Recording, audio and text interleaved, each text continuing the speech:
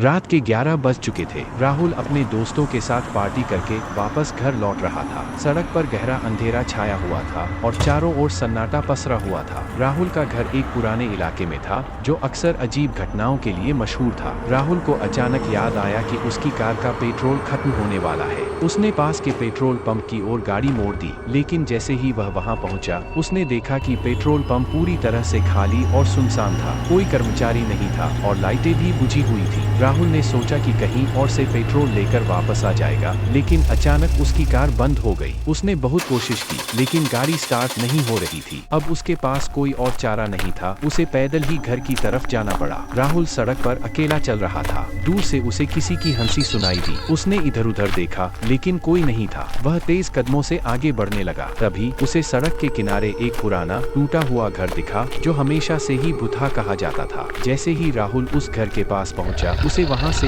एक अजीब सी आवाज आई। उसकी उत्सुकता बढ़ी और वह दरवाजा खोलकर अंदर चला गया। घर अंदर से बहुत ही पुराना और डरावना था। हर कोने में धूल जमी हुई थी और दीवारों पर अजीब से निशान थे। राहुल ने अंदर कदम रखा ही था कि दरवाजा जोर से बंद हो गया। वह चौंक गया और पीछे मुड़कर देखा, लेकिन दरवाजा अपने आप बंद हो चुका था। वह दरवाजे को खोलने की कोशिश करने लगा, लेकिन दरवाजा जाम हो चुका था। उसे लगा कि उसे किसी ने बंद कर दिया है। राहुल ने चारों ओर देखा। घर में कहीं भी कोई खिड़की नहीं थी जिससे बाहर निकल सके। तभी उसे ऊपर से किसी के चलने की आवाज सुनाई दी। उसकी धड़कनें तेज हो गई। उसने हिम्मत जुटाई और सीढ़ियों से ऊपर जाने लगा। ऊपर पहुंचते ही उसे एक बड़ा सा कमरा दिखा जिसमें एक पुरानी कुर्सी रखी हुई थी। कुर्सी पर कोई बैठा हुआ था। राहुल का दिल तेजी से धड़कने लगा। उसने हिम्मत करके उस कुर्सी की ओर कदम बढ़ाया। जैसे ही वह कुर्सी के पास पहुंचा, उसने देखा कि वहां कोई नहीं था। कुर्सी अपने आप घूमने लगी। राहुल पीछे हटने लगा। तभी एक ठंडी हवा का झोंका आया और उसे लगा कि कोई उसकी गर्दन पर सांस ले रहा है। राहुल ने अचानक पलटकर देखा, लेकिन वहां कोई नहीं था। उसे समझ नहीं आ रहा था कि क्या हो रहा है। वह बुरी तरह डर गया था। उसने घर से बाहर निकलने का फैसला किया, लेकिन दरवाजा अब भी बंद था। अचानक उसे याद आया कि उसने अपने दादा से एक पुरानी कहानी सुनी थी जिसमें बताया गया था कि अगर किसी भूता जगह से बाहर निकलना हो तो वहां की किसी चीज को अपनी जगह पर वापस रखना होता है। राहुल ने इधर उधर देखा और उसे वो कुर्सी याद आई जो अपनी जगह से हिल गई थी। राहुल ने कुर्सी को वापस उसकी जगह पर रख दिया। अचानक घर के सारे दरवाजे और खिड़कियां अपने आप खुलने लगे। राहुल को बाहर का रास्ता दिखाई दिया। उसने बिना देर किए वहां से बाहर की ओर दौड़ लगा दी। जैसे ही वह घर से बाहर निकला, उसकी गाड़ी अपने आप स्टार्ट हो गई। उसने जल्दी से गाड़ी में बैठकर वहां से निकलने की कोशिश की।